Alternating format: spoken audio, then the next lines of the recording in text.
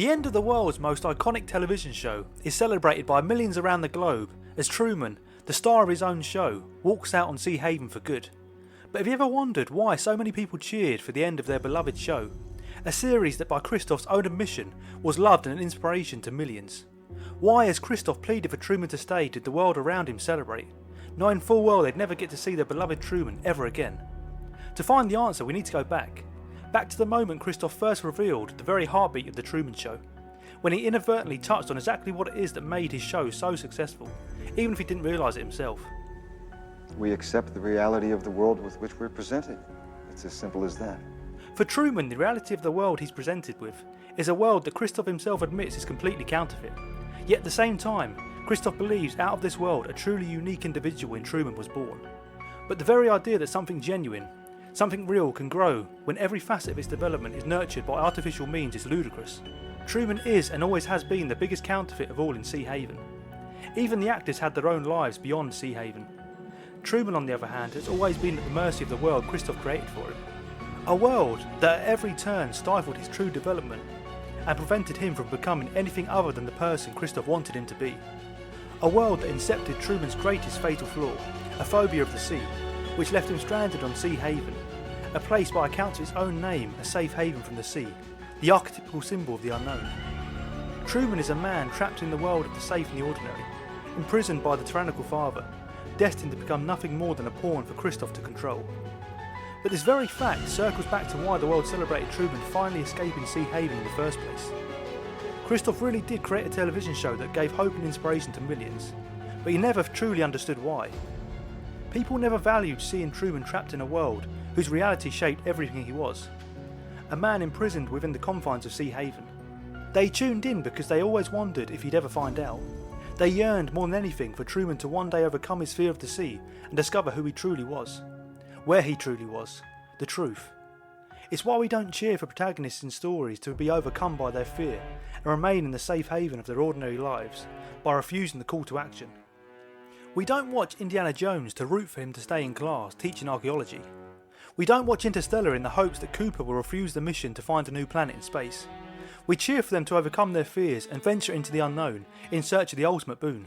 That's why we love stories so much.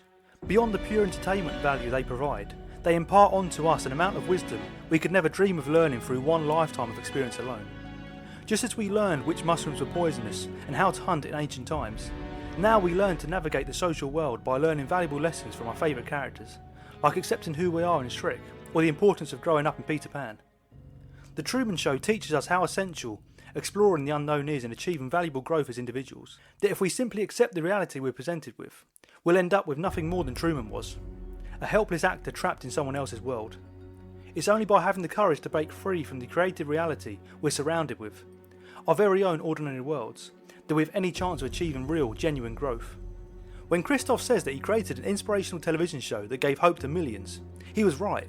He created the most inspirational show of all time because he showed the world that even against the greatest odds, with a man completely immersed in a world designed to prevent him from ever escaping, the proclivity of human nature to explore and overcome prevailed. People loved, cherished and rooted for Truman because they wanted to see him become the hero. Because if Truman was capable of becoming the hero, right before our very eyes, aren't we all? And herein lies the hidden meaning within the Truman Show. Beyond the 1984 Big Brother angle, there lies an archetypical hero's journey. A man at the mercy of the tyrannical father, stranded in the ordinary world with seemingly no hope of escape, finally develops the courage to sacrifice the safe haven of his home, and risk being completely devoured by the sea of chaos in order to find the ultimate boon and become the hero. Truman's hero's journey arc began the day he met his call to adventure, Lauren, the only real, genuine choice Truman had ever made in Seahaven. But how does a man trapped in a world specifically designed to keep him there ever manage to escape it? Join us as we go behind the scenes of the Truman Show and discover how Truman became the true hero of Seahaven.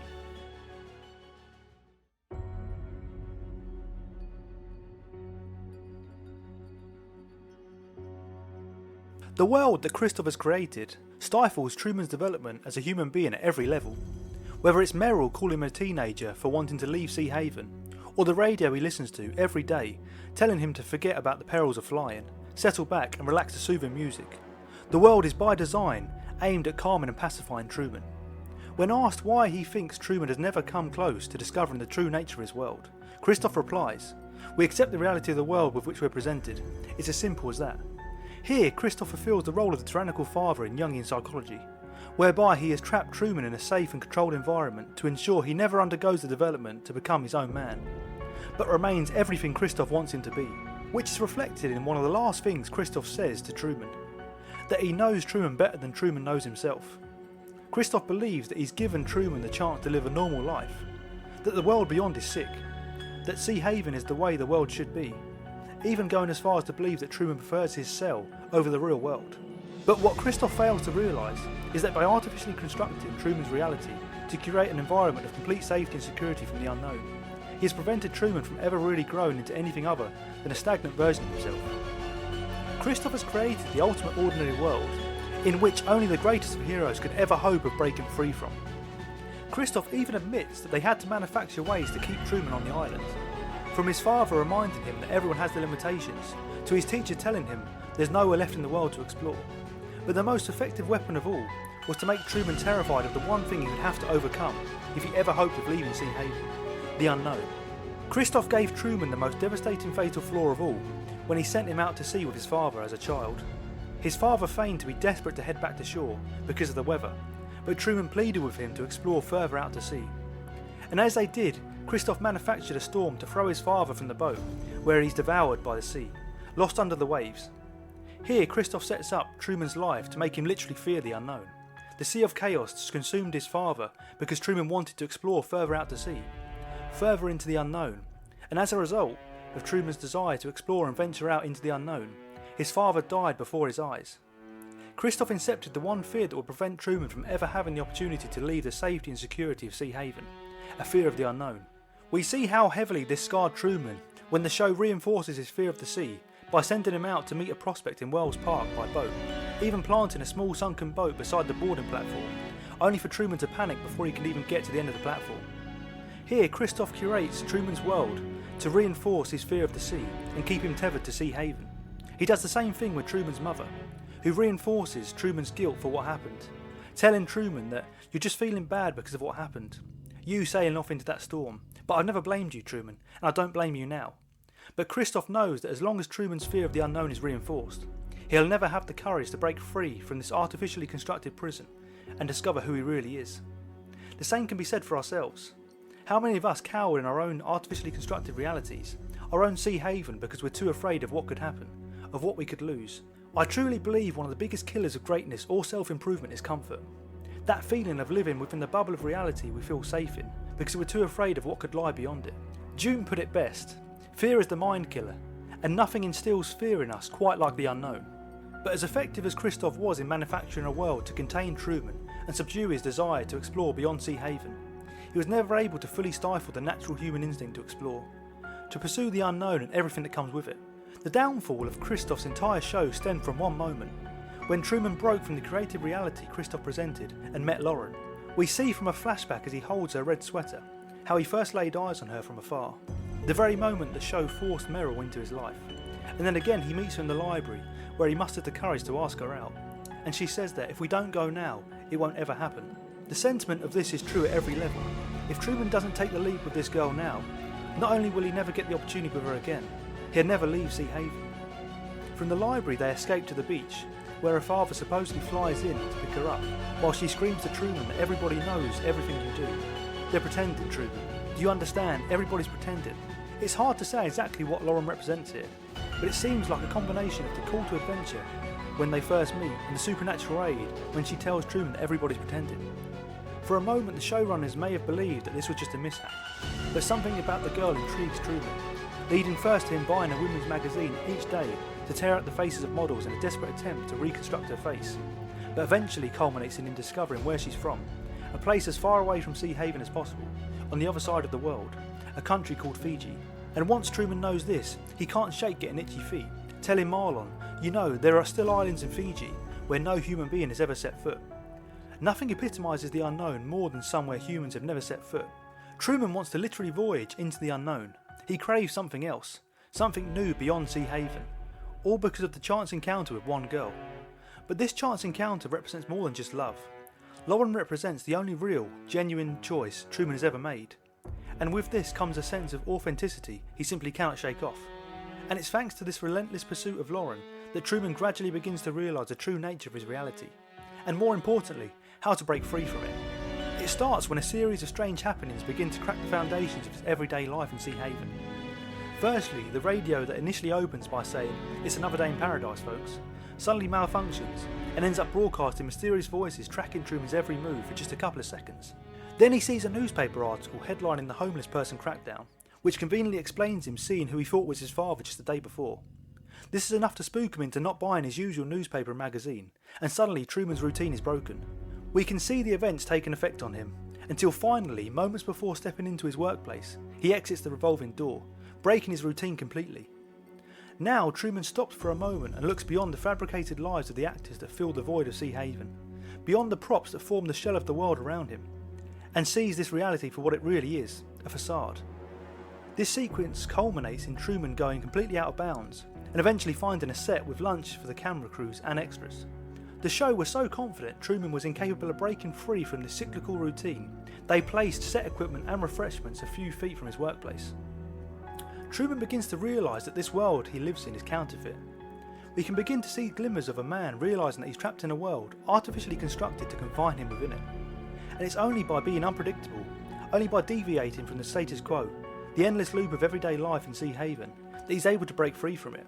Unpredictability, facing the unknown, that's what breaks the chains of our safe, controlled lives.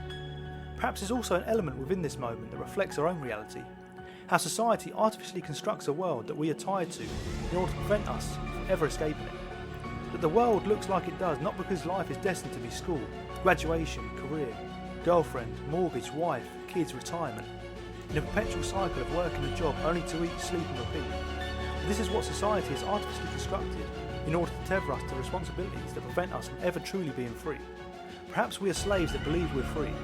But that's not to say that these milestones in life can't be fulfilling. They absolutely can be.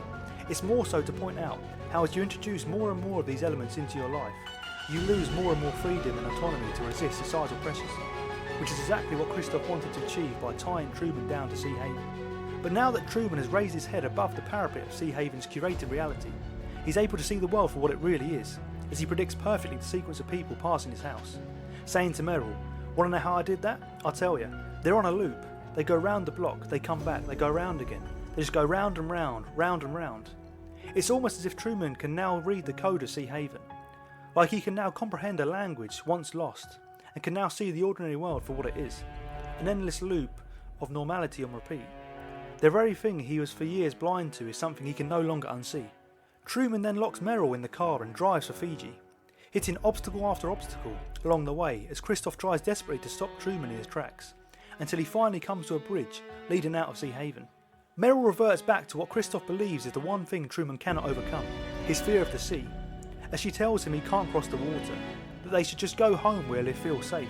But at this point it almost seems as though Truman is more terrified of his own home than he is the unknown, that the safe predictability of Seahaven is just as dangerous as the unknown before him. But even now Truman doesn't have the courage to charge head first across the bridge, instead placing Meryl's hand upon the wheel and slamming onto the gas, reflecting his charge into the unknown. Now that Truman has pierced his phobia of the sea, he's almost in a manic state, driving straight through the so-called forest fire, whilst laughing hysterically, refusing Meryl's final attempts to tether him to reality with money troubles and worried parents, before he's finally tackled by a team of hazmat suits and brought home. Though Truman ended up in the same place, his house in Seahaven, it was no longer the same world to him. The veil of this world had been lifted, and now the safety and security Seahaven once provided for Truman now gave him nothing more than a gut-wrenching sense of existentialism, as though his life was being drained by this place, as though his existence within this reality meant nothing. He was just a prisoner at a time. And with that he makes one final attempt to escape the prison of Seahaven by venturing out onto the sea. For the first time in Truman's life, he leaves his house without a single camera on him, and with this, a town-wide search is underway to find him. At first the search turns up nothing, but then Christof comes to a realisation that they're not watching the sea. Although the prospect of Truman going anywhere near the sea is completely ridiculed, with one employee even exclaiming, "How can he sail, he's in insurance, isn't he terrified of water?" It's as though Christof always knew it was possible, and they finally pick Truman up on the cabin cam as he sails across the sea. In front of him, sprawled out upon the boat, lay the reconstructed face of a girl crafted from multiple magazine cutouts. We see here the fundamental influence of Lauren in Truman's life. This girl represents the only real, genuine choice Truman has ever made. Like he can sense the authenticity of this girl versus everything else in his life. It's why he's so desperate to reconstruct her face using the magazine cutouts. She's the only remnants of reality he has left in his life that human beings crave. It's also symbolic that he's trying to reconstruct her face from the magazine cutouts, as he's trying to create something organic and genuine in Lauren's face out of something fake in the multiple layers in different parts of magazine models' faces. Just like Truman himself has so far been nurtured by an artificial world. That's why the reconstructed face is never enough. Why he could never settle down and find solace in the face he constructed to reflect Lauren. He has to find the real thing. He had to pursue the truth. But in reality, when Christof claimed that Truman could leave if he ever really wanted to, just like the tyrannical father, Christof could never truly let him go. He couldn't ever bear to watch Truman leave the safety and security of Seahaven and be subject to the terrors of the world beyond. The world he calls sick. As we watch Christof stroke the screen with tears in his eyes, we realise that Christof doesn't want to trap Truman in Seahaven for the sake of the show. He wants to keep Truman safe. Truman was the first ever child to be adopted by a corporation, but really he was adopted by Christof, a man who raised Truman from birth, and now a man who would rather Truman was consumed by the world he built for him than watch him be devoured by the sick world beyond. Which is exactly what he does when he tries to stop Truman by localising a storm around him through the weather programme. Still, people in the background repeat that he had turned back, that he's too afraid, but as the storm rages against Truman's boat, he screams out that they have to kill him. But just as Truman would rather die than return to his cell, Christof would rather watch Truman die and be consumed by the sea of chaos than watch him be transformed by it. And with this, Christof dials up the wind and Truman's boat is capsized, where for a moment it looks as though Truman has really lost his life to the sea of chaos. That Christof was right all along. Truman was better off in Seahaven, where he was safe from the terrors of everything that lurked beyond. But rather than being consumed, Truman emerges from the sea, struggles onto the boat and sets sail, desperate to voyage out into the unknown. Truman has been swallowed by the sea of chaos and re-emerges reborn. Now Truman's only desire is to sail as far into the unknown as possible, until he reaches the edge of the dome that is Seahaven, as the boat crashes through the set wall. Here Truman is completely overcome with awe as he reaches out and touches for the first time the constraints that for so long stifled his existence, the wall that confined him in the prison of Seahaven. As Truman walks along the edge of the world he has for so long been confined to, he finds an exit door and opens it only to find nothing but blackness on the other side. I think it's well accepted that we can only experience genuine growth through taking some form of risk and walking willingly into the unknown, but our inherent fear of the unknown doesn't come without merit. Although the opportunity to grasp this growth does exist through the darkness of uncertainty, so too does the possibility that everything could come crashing down around us. The fact that through this exit door lies only an abyss of darkness was by design, to symbolise the monumental risk the unknown presents.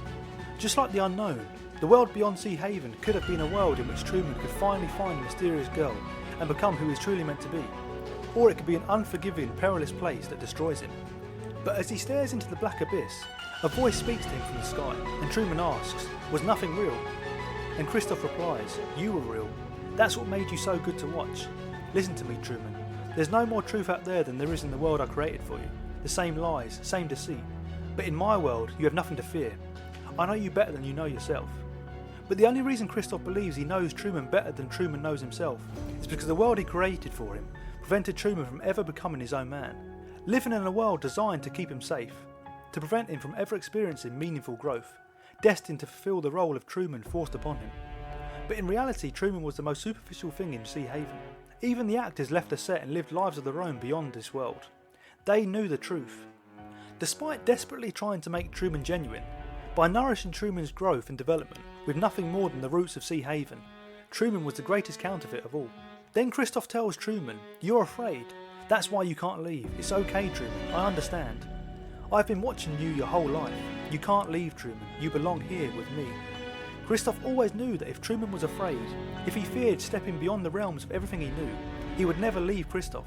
The show would run forever. But Truman has already seen beyond Seahaven. He's already voyaged out into the sea of chaos and been reborn anew. Truman pauses for a moment and then replies, "In case I don't see you, good afternoon, good evening, good night," before bowing and then walking through the exit door into the darkness. Truman has finally slayed the tyrannical father once and for all. But it's no small coincidence that through the door lies only a void of darkness. This is only a testament to how much courage Truman needed to break through that threshold. He spent his entire life in Seahaven. He has no semblance of an idea what life is like outside, beyond the dome walls of his cell. But he chooses to venture beyond regardless, because he now understands we cannot realise who we truly are. We cannot develop or improve if we live in this artificially created bubble of reality, and refuse to ever escape it. As Truman ventures out beyond and into the darkness, the viewers all celebrate. The Truman bar, the security guards, the guy laying in the bathtub, and the old ladies with the Truman pillow. An absolute bedlam of celebration ensues, even though the show they've all known and loved for years is finally over. But with the end of the show marked the birth of a new hero, one that they knew better than any other. A hero that showed the world they really were just one step away from changing their lives and becoming the hero of their own Seahaven.